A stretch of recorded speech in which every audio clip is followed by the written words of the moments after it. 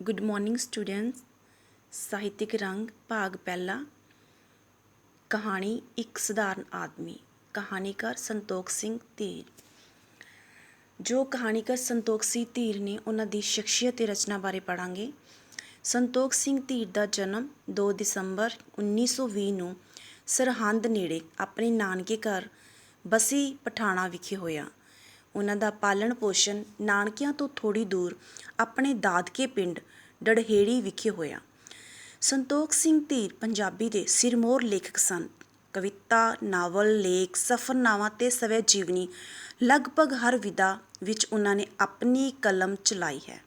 ਸੰਤੋਖ ਸਿੰਘ ਧੀਰ ਨੂੰ ਸਾਹਿਤ ਅਕਾਦਮੀ ਇਨਾਮ, ਸੋਵੀਅਤ ਦੇਸ਼ ਨਹਿਰੂ ਇਨਾਮ, ਕੈਨੇਡਾ ਅਤੇ ਪੰਜਾਬੀ ਸਾਹਿਤ ਅਕਾਦਮੀ UK, ਲੰਡਨ ਜਿਹੇ ਚਰਚਿਤ ਇਨਾਮਾਂ ਨਾਲ ਸਨਮਾਨਿਤ ਕੀਤਾ ਗਿਆ। ਆਪ 1994 ਤੋਂ ਪੰਜਾਬੀ ਯੂਨੀਵਰਸਿਟੀ ਪਟਿਆਲਾ ਦੇ ਆਜੀਵਨ ਫੈਲੋ ਰਹੇ। ਸੋ ਸਟੂਡੈਂਟਸ, ਕਹਾਣੀ ਪੜ੍ਹਦੇ ਹਾਂ। ਇੱਕ ਸਧਾਰਨ ਆਦਮੀ, ਜਿਹਦੇ ਵਿੱਚ ਇੱਕ ਸਧਾਰਨ ਸ਼ਰੀਫ ਆਦਮੀ ਬਾਰੇ ਦੱਸਿਆ ਗਿਆ ਕਿ ਉਹਨੇ ਜ਼ਿੰਦਗੀ ਦੇ ਵਿੱਚ ਕਦੇ ਕਿਸੇ ਦਾ ਬੁਰਾ ਨਹੀਂ ਕੀਤਾ ਹੁੰਦਾ, ਕਦੇ ਵੀ ਕੁਝ ਬੁਰਾ ਨਹੀਂ ਕੀਤਾ, ਪਰ ਅਚਾਨਕ ਉਹਦੇ ਤੋਂ ਕਿਸੇ ਆਦਮੀ ਦਾ ਕਤਲ ਹੋ ਜਾਂਦਾ। ਤਾਂ ਕਹਾਣੀ ਸਟਾਰਟ ਕਰਦੇ ਹਾਂ। 50 ਵਰ੍ਹਿਆਂ ਦੀ ਉਮਰ ਵਿੱਚ ਜਿਉਣੇ ਨੇ ਕੁੱਤੇ ਦੇ ਵੀ ਸੋਟੀ ਨਹੀਂ ਸੀ ਮਾਰੀ ਕਦੇ, ਪਰ ਅੱਜ ਅਚਾਨਕ ਉਸਦੇ ਹੱਥੋਂ ਆਦਮੀ ਕਤਲ ਹੋ ਗਿਆ। ਹੁਣ ਉਹ ਡੌਰ ਭੌਰ ਸੀ, ਘਾਬਰਿਆ ਤੇ ਡੈਂਬਰਿਆ। ਵਿਸਾਖ ਦਾ ਮਹੀਨਾ ਸੀ। ਕਣਕਾਂ ਵੱਢੀਆਂ ਗਈਆਂ ਸਨ। ਕਮਾਦਾਂ ਨੂੰ ਤੇ ਗੰਢਿਆਂ ਨੂੰ ਪਾਣੀ ਦੇਣ ਦੇ ਦਿਨ ਸਨ। ਤੜਕੇ 2 ਜਾਂ 3 ਵਜੇ ਜਿਉਣੇ ਨੇ ਬਲਦ ਖੋਲ੍ਹੇ ਤੇ ਹਿੰਸਾ ਵਾਲੇ ਖੂਹ ਉੱਤੇ ਕਮਾਦ ਸਿੰਜਣ ਆ ਗਿਆ। ਅੱਜ ਉਹਨਾਂ ਦੀ ਵਾਰੀ ਸੀ। ਨਾਲ ਉਸ ਦਾ ਛੋਟਾ ਭਾਈ ਬਚਨਾ ਵੀ ਆਇਆ ਸੀ ਨੱਕੇ ਛੱਡਣ ਵਾਸਤੇ। ਹੁਣ ਕਹਾਣੀ ਵਿੱਚ ਕੀ ਦੱਸਿਆ ਗਿਆ ਕਿ ਜਿਉਣੇ ਨਾਮ ਦਾ ਆਦਮੀ, ਜਿਹਦੀ ਉਮਰ 50 ਸਾਲ ਹੈ, ਉਸਨੇ ਕਦੇ ਕੁੱਤੇ ਦੇ ਸੋਟੀ ਨਹੀਂ ਮਾਰੀ ਸੀ, ਪਰ ਅਚਾਨਕ ਕਤਲ ਹੋ ਗਿਆ। ਉਹ ਕਿਵੇਂ ਹੋਇਆ ਅੱਗੇ ਦੱਸਿਆ ਜਾਏਗਾ। ਵੀ ਵਿਸਾਖ ਦੇ ਮਹੀਨੇ ਦੇ ਵਿੱਚ ਕਣਕਾਂ ਵੱਢੀਆਂ ਜਾ ਰਹੀਆਂ ਸਨ। ਉਹ ਆਪਦੇ ਭਰਾ ਬਚਨੇ ਦੇ ਨਾਲ ਪਾਣੀ ਲਾਉਣ ਲਈ ਖੇਤ ਗਿਆ। ਖੂਹ ਨਿਆਈ ਵਿੱਚ ਸੀ, ਪਿੰਡ ਦੀ ਫਿਰਨੀ ਨਾਲ ਹੀ। ਖੂਹ ਤੋਂ ਥੋੜ੍ਹੀ ਹੀ ਦੂਰ ਕੋਈ 100 ਕੁ ਗਜ਼ ਦੇ ਫਰਕ ਨਾਲ ਅਕਾਲੀਆਂ ਦਾ ਘਰ ਸੀ ਤੇ ਸੱਦਾ ਸਿੰਘ ਅਕਾਲੀ, ਜੋ ਖੂਹ ਦਾ ਹਿੱਸੇਦਾਰ ਸੀ ਤੇ ਮੰਨਿਆ ਹੋਇਆ ਅੜਬ ਵੀ, ਆਪਣੇ ਘਰ ਦੇ ਵਿਹੜੇ ਵਿੱਚ ਡੰਗਰਾਂ ਲਾਗੇ ਪਿਆ ਸੀ। ਉਸ ਦਾ ਕਹਿਣਾ ਇਹ ਸੀ ਕਿ ਅੱਜ ਉਹਨਾਂ ਦੀ ਵਾਰੀ ਹੈ। ਜਿਉਣੇ ਹੋਰੀ ਖੂਹ ਨਾ ਜੋੜਨ, ਜੇ ਉਹ ਫਿਰ ਵੀ ਜੋੜਨਗੇ ਤਾਂ ਉਹ ਆ ਕੇ ਰੋਕੇਗਾ। ਜਿਹੜਾ ਸੱਦਾ ਸਿੰਘ ਸੀ, ਉਹ ਜਿਉਣੇ ਦਾ ਤੇ ਬਚਨੇ ਦੇ ਖੂਹ ਦੇ ਵਿੱਚ ਉਹਦਾ ਹਿੱਸੇਦਾਰ ਹੀ ਸੀ, ਔਰ ਹਮੇਸ਼ਾ ਹੀ ਉਹ ਰੁਕਾਵਟ ਪਾਉਂਦਾ ਸੀ। ਜਦੋਂ ਵੀ ਜਿਉਣਾ ਤੇ ਬਚਨਾ ਪਾਣੀ ਲਾਉਣ ਜਾਂਦੇ ਸੀ ਤੇ ਇਹ ਹਮੇਸ਼ਾ ਹੀ ਰੁਕਾਵਟ ਪਾਉਂਦਾ ਸੀ ਤੇ ਕੀ ਬੋਲਦਾ ਸੀ ਕਿ ਅੱਜ ਉਸ ਦੀ ਜਿਉਣਾ ਖੂਹ ਜੋੜਨ ਲੱਗਾ। ਬਚਨਾ ਸਿੰਘ ਕਹੀ ਨਾਲ ਖਾਲ ਸਵਾਰਨ ਲੱਗ ਪਿਆ। ਥੋੜ੍ਹਾ ਥੋੜ੍ਹਾ ਦੋਹਾਂ ਨੂੰ ਹੀ ਸੱਦਾ ਸਿੰਘ ਦਾ ਸ਼ੱਕ ਸੀ ਕਿ ਉਹ ਰੋਕਣ ਆਵੇਗਾ, ਪਰ ਉਹ ਦੋਵੇਂ ਚੁੱਪ ਸਨ। ਟਿੱਕੀ ਸੁੰਨੀ ਰਾਤ ਸੀ। ਸੱਦਾ ਸਿੰਘ ਦਾ ਕੰਨ ਵੀ ਸਮਝੋ ਖੂਹ ਵੱਲ ਲੱਗਾ ਹੋਇਆ ਸੀ। ਹਿੰਸਾ ਵਾਲੇ ਖੂਹ ਉੱਤੇ ਜਦ ਖੂਹ ਜੁੜਨ ਦੀ ਵਿੜਕ ਹੋਈ ਤਾਂ ਸੱਦਾ ਸਿੰਘ ਜਾਗ ਪਿਆ ਤੇ ਮੰਜੇ ਉੱਤੋਂ ਉੱਠ ਕੇ ਉਹ ਖੂਹ ਵੱਲ ਨੂੰ ਤੁਰ ਪਿਆ। ਉਸ ਦਾ ਪਿੰਡਾ ਨੰਗਾ ਸੀ, ਸਿਰ ਤੇ ਪੈਰ ਵੀ ਨੰਗੇ ਸਨ। ਸਿਰਫ ਚਿੱਟੀ ਕਾਛੀ ਉਸ ਨੇ ਤੇੜ ਪਹਿਨੀ ਹੋਈ ਸੀ। ਚਾਨਣੀ ਰਾਤ ਸੀ। ਪੂਰਨਮਾਸ਼ੀ ਲੰਘਿਆ ਅਜੇ 4 ਦਿਨ ਹੋਏ ਸਨ। ਜਿਉਣੇ ਹੋਰਾਂ ਨੇ ਦੇਖਿਆ ਕਿ ਸੱਦਾ ਸਿੰਘ ਆ ਰਿਹਾ ਹੈ। ਸ਼ੱਕ ਤਾਂ ਸੀ ਹੀ ਉਹਨਾਂ ਨੂੰ। ਉਹ ਸਾਵਧਾਨ ਜਿਹੇ ਹੋ ਗਏ ਤੇ ਨਾਲੇ ਕੁਝ ਕੰਬਣ ਲੱਗੇ। ਉਹਨਾਂ ਨੂੰ ਪਹਿਲਾਂ ਹੀ ਪਤਾ ਸੀ ਕਿ ਅੱਜ ਉਹ ਛੇੜੇਗਾ। ਜਿਉਣੇ ਹੋਰੀ ਨਰਮ ਸਨ, ਸੱਦਾ ਸਿੰਘ ਅੱਖੜ। ਸਰੀਰ ਦਾ ਵੀ ਸੱਦਾ ਸਿੰਘ ਨਰੋਆ ਅਤੇ ਤਕੜਾ ਸੀ। ਲੰਬਾ ਕੱਦ, ਖੁੱਲ੍ਹਾ ਵਿੱਢ, ਪਹਿਲਵਾਨਾਂ ਵਰਗਾ ਜੁੱਸਾ। ਕਦੇ ਕਿਸੇ ਜ਼ਮਾਨੇ ਵਿੱਚ ਉਹ ਪਹਿਲਵਾਨ ਵੀ ਰਿਹਾ ਸੀ। ਭਾਵੇਂ ਹੁਣ ਉਹ ਬੁੱਢਾ ਸੀ, 60-62 ਵਰ੍ਹਿਆਂ ਦਾ, ਪਰ ਛਾਤੀ ਹੁਣ ਵੀ ਚੌੜੀ ਤੇ ਡੌਲੇ ਮੱਛੀਆਂ ਵਾਲੇ ਸਨ। ਪੱਟਾਂ ਉੱਤੇ ਛੱਲੀਆਂ ਤੇ ਪਿੰਜਣੀਆਂ ਮਜ਼ਬੂਤ ਸਨ। ਚਿਹਰਾ ਭਖਦਾ ਲਾਲ ਸੀ। ਵੱਡੇ ਹੱਥ ਤੇ ਪੈਰ। ਦੇਖਣ ਵਿੱਚ ਸੱਦਾ ਸਿੰਘ ਸ਼ਰੀਫ ਨਜ਼ਰ ਆਉਂਦਾ ਸੀ। ਕੌੜਾ ਤੇ ਲੜਾਕਾ ਨਹੀਂ। ਰੇਬ ਕੱਛਾ ਪਾਉਂਦਾ ਤੇ ਸਿਰ ਉੱਤੇ ਛੋਟੀ ਜਿਹੀ ਪੀਲੀ ਪੱਗ ਬੰਨ੍ਹਦਾ ਹੁੰਦਾ, ਜਿਵੇਂ ਗ੍ਰੰਥੀ ਹੁੰਦਾ, ਤੇ ਗੁਟਕਾ ਵੀ ਉਹ ਪੜ੍ਹਦਾ ਰਹਿੰਦਾ। ਇਸ ਕਰਕੇ ਲੋਕ ਉਸਨੂੰ ਭਾਈ ਜੀ ਵੀ ਕਹਿੰਦੇ ਸਨ, ਪਰ ਜਾਣਨ ਵਾਲੇ ਕਹਿੰਦੇ ਸਨ ਕਿ ਉਸ ਵਿੱਚ ਬਹੁਤ ਗੁੱਸਾ ਸੀ ਤੇ ਨਿਰੀ ਅੱਗ ਦੀ ਨਾਲ ਸੀ। ਹਮੀ ਵੀ ਸੀ ਉਹਦੇ ਵਿੱਚ। ਹਮੀ ਦਾ ਮਤਲਬ ਹੰਕਾਰ ਸੀ ਉਹਦੇ ਵਿੱਚ। ਉਸ ਨੂੰ ਆਪਣੀ ਤਾਕਤ ਦਾ ਤੇ ਦੇਹ ਦਾ ਬਹੁਤ ਮਾਣ ਸੀ। ਜਿੱਥੇ ਵੀ ਅੜ ਜਾਂਦਾ ਆਪਣੀ ਹਿੰਡ ਪੁਗਾਉਂਦਾ ਸੀ, ਭਾਵੇਂ ਆਪਣੀ ਗਲਤੀ ਹੁੰਦੀ। ਹੁਣ ਤਾਂ ਫੇਰ ਵੀ ਘੱਟ ਸੀ, ਜਵਾਨੀ ਪਹਿਰੇ ਬਹੁਤ ਸੀ। ਜਦੋਂ ਚਾਹੇ ਜਿਸ ਦਾ ਮਰਜ਼ੀ ਖੂਹ ਛੁਡਵਾ ਦਿੰਦਾ ਸੀ, ਜੁੜੇ ਬਲਦ ਖੁਲਵਾ ਦਿੰਦਾ ਸੀ। ਕਿਸੇ ਦੀ ਤਾਕਤ ਨਹੀਂ ਸੀ ਕਿ ਉਸਦੇ ਸਾਹਮਣੇ ਹੁੱਤ ਕਰ ਜਾਵੇ। ਹੁੱਤ ਦਾ ਮਤਲਬ ਕੋਈ ਜੁਰਤ ਕਰਨਾ। ਸਾਰੇ ਉਸ ਤੋਂ ਡਰਦੇ ਸਨ। ਕਿੰਨੀ ਵਾਰੀ ਜਿਉਣੇ ਦਾ ਹੀ ਉਸਨੇ ਖੂਹ ਛੁਡਵਾਇਆ ਸੀ ਤੇ ਜੁੜੇ ਬਲਦ ਖੁਲਾਏ ਸਨ। ਜਿਉਣਾ ਡਰ ਕੇ ਚੁੱਪ ਕਰ ਜਾਂਦਾ, ਕੋਈ ਵੀ ਬੋਲਦਾ ਨਹੀਂ ਸੀ। ਸੱਦਾ ਸਿੰਘ ਦਾ ਇੱਕ ਤਰ੍ਹਾਂ ਨਾਲ ਛੱਪਾ ਬੈਠਿਆ ਹੋਇਆ ਸੀ। ਮਤਲਬ ਕਿ ਸੱਦਾ ਸਿੰਘ ਦਾ ਇੱਕ ਰੋਹਬ ਤੇ ਡਰ ਬੈਠਿਆ ਹੋਇਆ ਸੀ। ਸੱਦਾ ਸਿੰਘ ਨੂੰ ਆਉਂਦਾ ਦੇਖ ਬਚਨ ਸਿੰਘ ਵੀ ਖਾਲ ਛੱਡ ਕੇ ਖੂਹ ਉੱਤੇ ਆ ਗਿਆ। ਕਹੀ ਉਸਦੇ ਕੋਲ ਸੀ। ਦੋਵੇਂ ਵੀ ਉਸ ਸੱਦਾ ਸਿੰਘ ਦੇ ਸਾਹਮਣੇ ਸਮਝੋ ਹੇਜ ਸਨ। ਸੱਦਾ ਸਿੰਘ ਤੁਰਦਾ ਤੁਰਦਾ ਖੂਹ ਦੇ ਨੇੜੇ ਆ ਗਿਆ ਤੇ ਆਉਂਦਾ ਹੀ ਉਹ ਆਖਣ ਲੱਗਾ, ਖੂਹ ਨਾ ਚਲਾਇਓ ਬਈ। ਉਸ ਦਾ ਬੋਲ ਡਾਂਟਵਾਂ ਤੇ ਤੜੀ ਨਾਲ ਭਰਿਆ ਹੋਇਆ ਸੀ। ਖੂਹ ਨਾ ਚਲਾਇਓ, ਖੂਹ। ਜਿਉਣੇ ਹੋਰੀ ਆਖਣ ਲੱਗੇ। ਡਰ ਅਤੇ ਘਬਰਾਹਟ ਨਾਲ ਉਹ ਧੱਕ ਧੱਕ ਕਰ ਰਹੇ ਸਨ। ਬਸ ਮੈਂ ਤੁਹਾਨੂੰ ਕਹਿ ਤਾਂ ਨਾ, ਖੂਹ ਨਾ ਚਲਾਇਓ। ਅੱਜ ਸਾਡੀ ਵਾਰੀ ਹੈ। ਤੁਹਾਡੀ ਵਾਰੀ ਕਿੱਥੇ ਹੈ? ਅੱਜ ਸਾਡੀ ਵਾਰੀ ਹੈ। ਬਸ ਮੈਂ ਤੁਹਾਨੂੰ ਕਹਿ ਤਾ, ਖੂਹ ਨਾ ਚਲਾਇਓ। ਆ ਗਿਆ ਇਹ ਨਾਡੂ ਖਾਂ, ਜਿਉਣੇ ਹੋਰੀ ਬੁੜਬੜਾਏ। ਬਲਦ ਜੁੜੇ ਖੜੇ ਸਨ। ਤਦੇ ਬਲਦ ਹੱਕਣ ਲਈ ਜਿਉਣੇ ਨੇ ਟਿਚਕਾਰੀ ਮਾਰੀ। ਸੱਦਾ ਸਿੰਘ ਉਸੇ ਸਮੇਂ ਬਲਦਾਂ ਅੱਗੇ ਆ ਗਿਆ ਤੇ ਛਾਤੀ ਤਾਣ ਖਲੋ ਗਿਆ। ਚਲਾਓ, ਕਿਵੇਂ ਚਲਾਉਂਦੇ ਹੋ? ਉਸ ਨੇ ਰਾਹ ਰੋਕ ਲਿਆ। ਸੱਦਾ ਸਿੰਘ ਆਰਾਮ ਨਾਲ ਢਾਕਾਂ ਉੱਤੇ ਹੱਥ ਰੱਖੀ ਬਲਦਾਂ ਅੱਗੇ ਖੜਾ ਸੀ। ਉਸ ਦਾ ਪੇਟ ਵਧਿਆ ਤੇ ਗੋਡੇ ਤਣੇ ਹੋਏ ਸਨ, ਜੋ ਰੇਬ ਕੱਚ ਦੀਆਂ ਮੂਰੀਆਂ ਥੱਲੇ ਉਸ ਨੂੰ ਚੁੱਕੀ ਖੜੇ ਸਨ। ਸਿਰ ਥੋੜ੍ਹਾ ਗੰਜਾ ਸੀ, ਜੋ ਚਾਨਣੀ ਰਾਤ ਵਿੱਚ ਚਮਕਾ ਮਾਰ ਰਿਹਾ ਸੀ। ਪੈਰਾਂ ਥੱਲੇ ਛਾਂ ਸੀ, ਪਰ ਇਹ ਛਾਂ ਸੱਦਾ ਸਿੰਘ ਨੂੰ ਨਜ਼ਰ ਨਹੀਂ ਆ ਰਹੀ ਸੀ, ਕਿਉਂਕਿ ਛਾਤੀ ਤਣੀ ਤੇ ਧੌਣ ਉੱਭਰੀ ਹੋਈ ਸੀ। ਕਾਲੀ ਚਿੱਟੀ ਰਾਤ ਵਿੱਚ ਉਹ ਇਉਂ ਨਜ਼ਰ ਆ ਰਿਹਾ ਸੀ ਜਿਵੇਂ ਦੈਂਤ ਖਲੋਤਾ ਹੋਵੇ। ਜਿਉਣੇ ਹੋਰੀ ਆਖਣ ਲੱਗੇ, ਭਾਈ ਜੀ ਤੂੰ ਚਲਿਆ ਜਾ, ਖੂਹ ਨਾ ਸਾਡਾ ਡੱਕ ਤੂੰ। ਅਸੀਂ ਲੜਾਈ ਨਹੀਂ ਕਰਨਾ ਚਾਹੁੰਦੇ। ਡਰ ਅਤੇ ਕਮਜ਼ੋਰੀ ਨਾਲ ਉਹ ਉੱਚੀ ਬੋਲ ਰਹੇ ਸਨ। ਬੋਲਦ ਖੋਲ੍ਹੋ ਬੋਲਦ ਆਪਣੇ, ਮੈਂ ਨਹੀਂ ਜਾਣਦਾ ਬਹੁਤੀਆਂ ਗੱਲਾਂ। ਕਿਹੜਾ ਖੋਲੂ ਬਲਦ ਸਾਡੇ? ਮੈਂ ਖੁਲਾਊਂ, ਮੈਂ ਜਿਹਨੇ ਅੱਗੇ ਖੁਲਵਾਏ ਨੇ। ਇਹਦੇ ਵਿੱਚ ਜਿਹੜਾ ਸੱਦਾ ਸਿੰਘ ਹੈ, ਪੂਰੇ ਰੋਬ ਦੇ ਵਿੱਚ ਬਲਦਾਂ ਦੇ ਅੱਗੇ ਖੜ੍ਹ ਕੇ ਬਲਦ ਨੂੰ ਬੋਲਦ ਕਹਿ ਕੇ ਉਹਨਾਂ ਨੂੰ ਕਹਿ ਰਿਹਾ ਕਿ ਆਪਦੇ ਬਲਦ ਖੋਲ੍ਹੋ। ਸੱਦਾ ਸਿੰਘ ਸੋਟੀ ਤੱਕ ਵੀ ਲੈ ਕੇ ਨਹੀਂ ਆਇਆ ਸੀ, ਨਾ ਹੀ ਉਸ ਨੂੰ ਲੋੜ ਸੀ। ਜਿਉਣੇ ਹੋਰ ਦੋਹਾਂ ਨੂੰ ਉਹ ਸਮਝਦਾ ਹੀ ਕੀ ਸੀ? ਖਾਧੀ ਪੀਤੀ ਰੋਟੀ ਜੇ ਉਹ ਚਾਹੁੰਦਾ ਦੋਹਾਂ ਨੂੰ ਹੀ ਸਿਰ ਪਿੜ੍ਹਾ ਕੇ ਮਾਰ ਦਿੰਦਾ। ਅੱਗੇ ਉਹਨਾਂ ਕਿੰਨੀ ਵਾਰੀ ਉਹ ਦਬਕਾਏ ਹੋਏ ਸਨ। ਉਹਨਾਂ ਦੀ ਤਾਕਤ ਕੀ ਸੀ ਕਿ ਉਸ ਦੇ ਸਾਹਮਣੇ ਅੜ ਖਲੋਣ? ਉਸ ਨੂੰ ਆਪਣੀ ਤਾਕਤ ਉੱਤੇ ਪੂਰਾ ਭਰੋਸਾ ਸੀ। ਜਿਉਣੇ ਹੋਰੀ ਸੱਦਾ ਸਿੰਘ ਦੇ ਦੁਖੀ ਕੀਤੇ ਪਏ ਸਨ।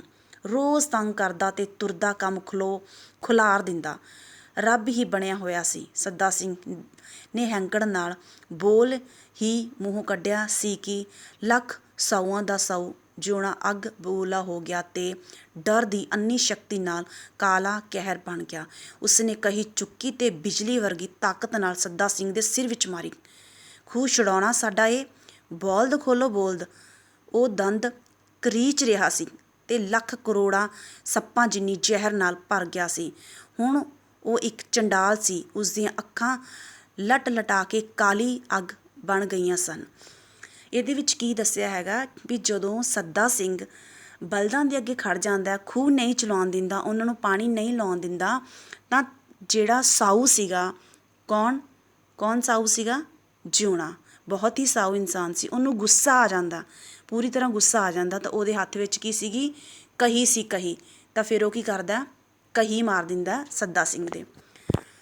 ਕਹੀ ਵੱਜਣ ਸਾਰ ਹੀ ਸੱਦਾ ਸਿੰਘ ਕਮਿਟਣੀ ਖਾ ਕੇ ਧਰਤੀ ਉੱਤੇ ਡਿੱਗ ਪਿਆ। ਪਾਣੀ ਵੀ ਉਸ ਮੰਗਿਆ ਨਹੀਂ। ਉਸਦਾ ਸਿਰ ਖਰਬੂਜੇ ਵਾਂਗੂ ਫਾਂਕ ਹੋ ਗਿਆ। ਕਹੀ ਏਕਣ ਵੱਜੀ ਸੀ ਜਿਵੇਂ ਕਿ ਉਹ ਸਿਰ ਵਿੱਚ ਨਹੀਂ, ਮਿੱਟੀ ਦੇ ਭਾਂਡੇ ਵਿੱਚ ਵੱਜੀ ਹੋਵੇ। ਚਿੱਕੜ ਵਾਂਗੂ ਉਸਦਾ ਚਿਹਰਾ ਲੱਥ-ਪੱਥ ਹੋ ਗਿਆ ਸੀ। ਲਹੂ ਦੀਆਂ ਤਤੀਰੀਆਂ ਉਸ ਦੀ ਚਿੱਟੀ ਕੱਛ ਤੱਕ ਪਹੁੰਚ ਗਈਆਂ। ਇੱਕ ਪਲ ਲਈ ਜਿਉਣੇ ਨੂੰ ਅੰਤਾਂ ਦੀ ਤਸੱਲੀ ਹੋਈ। ਉਸਦਾ ਮਨ ਖੁਸ਼ ਸੀ।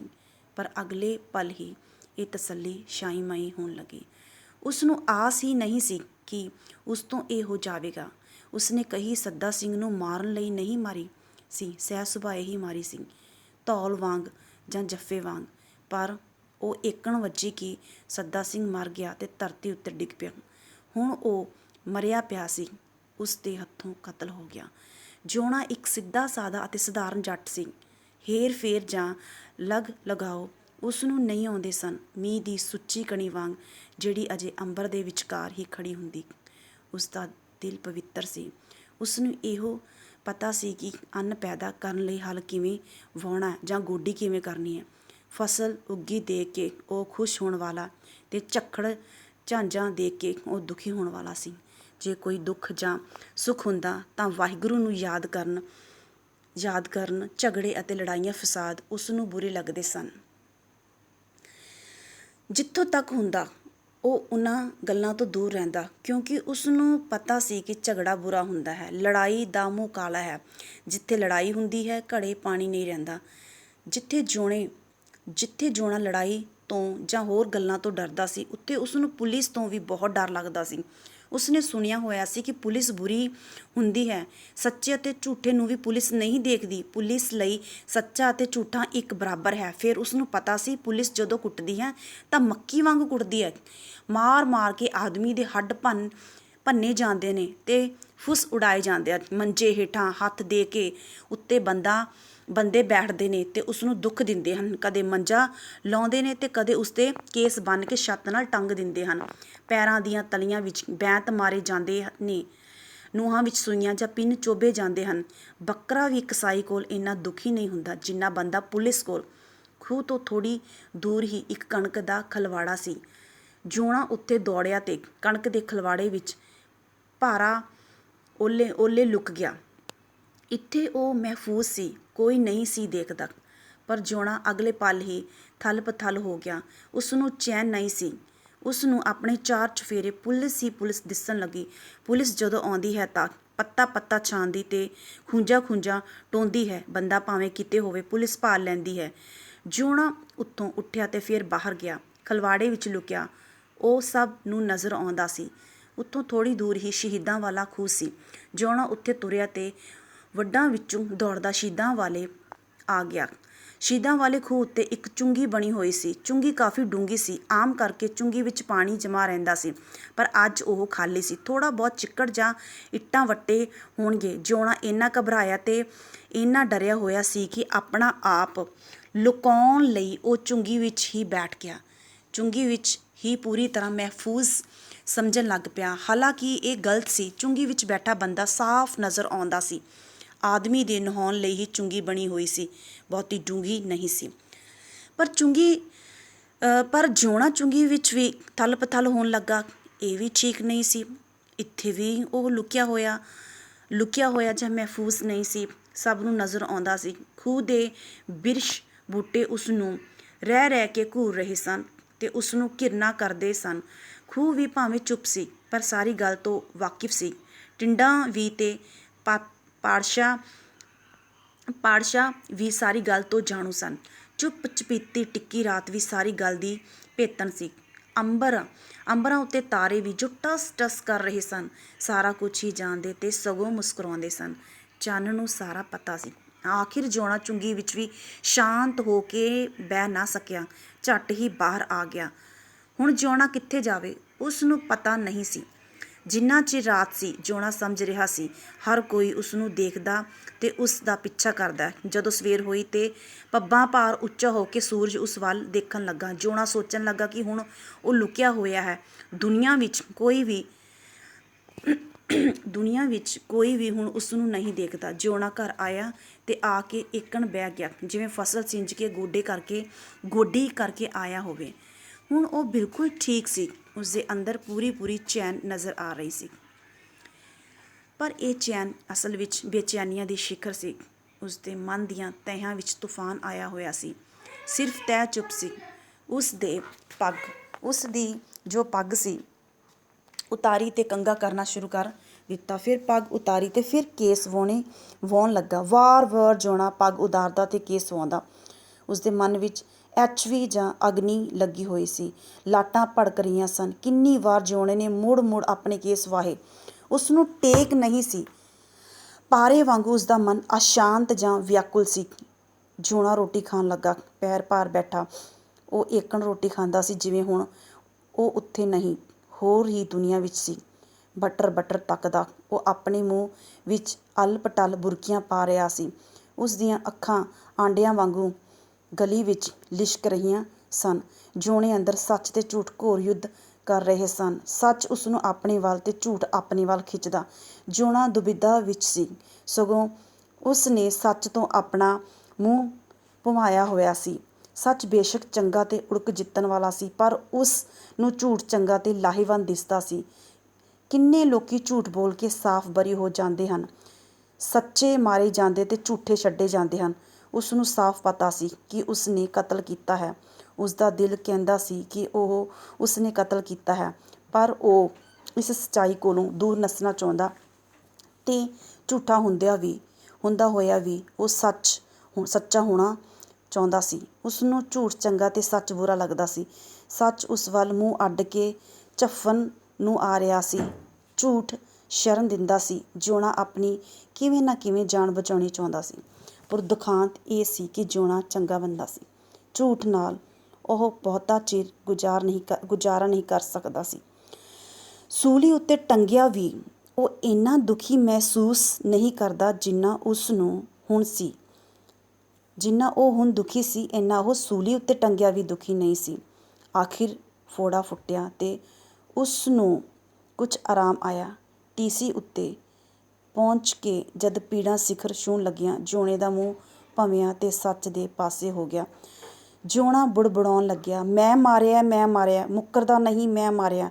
ਵਾਰ ਉਹ ਆਪ ਮੁਹਾਰੇ ਇਹੋ ਆਖਦਾ ਜਾਂਦਾ ਸੀ। ਉਸ ਦੇ ਦਿਲ ਨੂੰ ਹਲਕੀ ਠੰਡ ਮਹਿਸੂਸ ਹੋ ਰਹੀ ਸੀ। ਆਖਿਰ ਪੁਲਿਸ ਆਈ ਤੇ ਉਸ ਨੂੰ ਫੜ ਕੇ ਲੈ ਗਈ। ਹੱਥਕੜੀਆਂ ਵਿੱਚ ਵੱਜਾ। ਜਦ ਪੁਲਿਸ ਅੱਗੇ ਤੁਰਦਾ ਜਿਉਣਾ ਥਾਣੇ ਵੱਲ ਜਾ ਰਿਹਾ ਸੀ, ਤਦ ਵੀ ਇਹ ਕਹਿ ਰਿਹਾ ਸੀ, ਮੈਂ ਮਾਰਿਆ, ਮੁੱਕਰਦਾ ਨਹੀਂ, ਮੈਂ ਮਾਰਿਆ। ਉਸ ਦੀਆਂ ਅੱਖਾਂ ਹੌਲੀ ਚਮਕਦਾਰ ਹੋ ਰਹੀਆਂ ਸਨ।